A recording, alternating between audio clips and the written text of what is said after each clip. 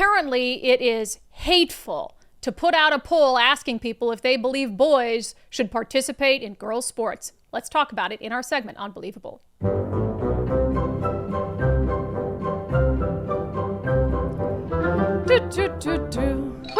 Okay, so of course there's all these cultural issues that Republicans in our state tend to try to stay away from. And I've said, I'd encouraged them in the past to do so, but now I think that's a mistake because some of these cultural issues are deeply unpopular, like letting dudes play against chicks. That's just weird. And most people, when polled privately, will admit that, yeah, they don't support that. And so I think it's okay for Republicans to take a position on that or to, see what their constituents feel like, what voters feel like, and then use that as a gauge for whether it's something that they should prioritize during election years. So that's exactly what the Thurston County, Washington Republican Party did. They sent out a text poll to voters, and they asked about the issue of boys and girls sports. And the Olympian decided to do a report on this simple little text poll. Here's how the headline went.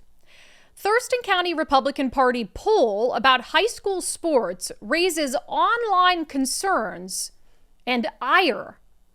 Okay, what happened here? Because last I checked, I thought it was just a simple poll, right? Do you support boys and girls sports or not? So I guess what happened? Why is it raising concerns and ire? Let's read on, shall we? Olympia and Tumwater residents might have received a text this weekend that asked, should biological boys play in girls' high school sports? Yes or no? According to Corey Ghani, chair of the Thurston County Republican Party, the texts were sent by the party to roughly 28,000 registered voters in Olympia and Tumwater. Ghani said the purpose of the poll was to gather data on the electorate's concerns. Averaged between Olympia and Tumwater voters, 16% of respondents answered yes. Biological boys should play in girls' sports, while 84% answered no. Ghani also said the party received additional responses which are still being processed and identified as yes or no answers. He said, and just to be clear, it wasn't strictly yes or no. We had some very vile and vulgar responses that obviously we account for yes or no depending on that response. So we're still breaking all of that down.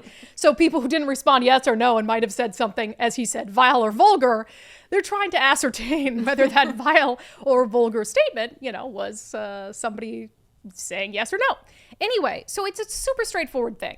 And turns out most people don't think that boys should participate in girls' sports. I've always called it an 80-20 issue, but even in Olympia, Tumwater, which is a very far left area of Washington state, it's 84-16, big deal. However, whose voices do you think the Olympian decided that it was going to prioritize in its reporting?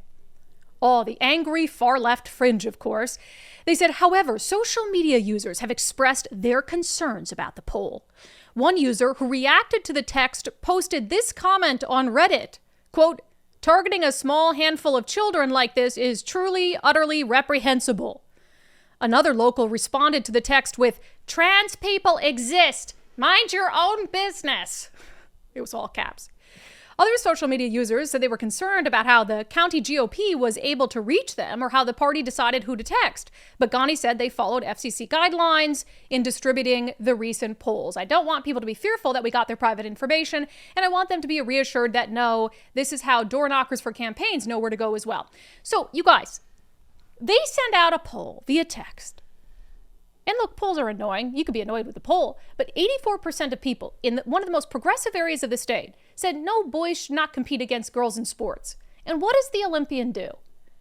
Well, they write a headline about how this simple poll that was heavily weighted toward the side of sanity drew concerns and ire. And what do they use to craft that whole story? One Reddit post. They go to the bowels of the internet. They go to the deep, deep bowels of the internet and they reach out and they pluck something out that they think will get them clicks. And it's one person talking about how it's reprehensible and they craft a whole story around it. The whole story around it. Actually, they have two people. The one person on Reddit and another person who responded, trans people exist. So 84% of 28,000 people said, no, don't let the dudes compete against the girls.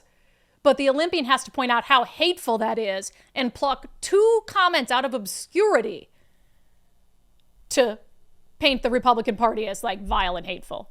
It's wild. If you haven't canceled your Olympian subscription already. Now is a really good day to do that. Now is a really good day to do that. And if the editors there were watching for our first segment, I hope they stuck around for Unbelievable. I should have teased that we would have 2 Olympian segments. I truly believe there is no fixing this. There is no fixing it. There is no fixing it. When I left mainstream news, I've said this so many times, I wanted to go back. I thought, hey, let me try this independent thing, point out some things that I think are wrong. Having been inside the legacy newsrooms, I would love for this institution to get back on its feet, to do its job, to hold the powerful accountable, to tell the truth, to seek the truth. And now I realize it's just not possible. It's not going to be fixed in its current form.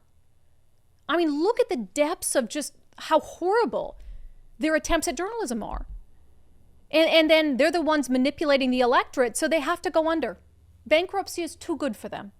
Bankruptcy is too kind an ending for them. But that's really the only tool we have at our disposal. We have to continue to work to chip away at their audience, to reach their audience with truth and reason and independent thought, whether it's our outlet or some other reasonable outlet. And then we need to remind people that if you're passively supporting what they're doing, stop. These newspapers aren't making money hand over fist. They're not. They're dwindling by the day.